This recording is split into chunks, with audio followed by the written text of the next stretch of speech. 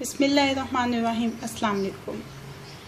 ईद-उल-अज़हा तैयारी स्पेशल में आज मैं आपके साथ रेसिपी शेयर कर रही हूँ कढ़ाई मसाला पाउडर की। कढ़ाई मसाला पाउडर बनाने के लिए भुना और कुटा हुआ धनिया 1 खाने का चम्मच, भुना और कुटा हुआ ज़ीरा 1 चाय का चम्मच, कसूरी मेथी 1 चाय का चम्मच, मेथी दाना 1/4 चाय का चम्मच, टाटरी 1/8 चाय का चम्मच, कुटी हुई काली मिर्च आधा चाय का चम्मच, कुटी हुई लाल मिर्च आधा चाय का चम्मच, देगी मिर्च आधा चाय का चम्मच, लाल मिर्च आधा चाय का चम्मच, नमक हस्बे ज़ायका, गरम मसाला पाउडर आधा चाय का चम्मच, हल्दी 1/4 चाय का चम्मच, जायफल और जावित्री का पाउडर 1/4 चाय का चम्मच, दालचीनी का पाउडर 1/4 चाय का चम्मच।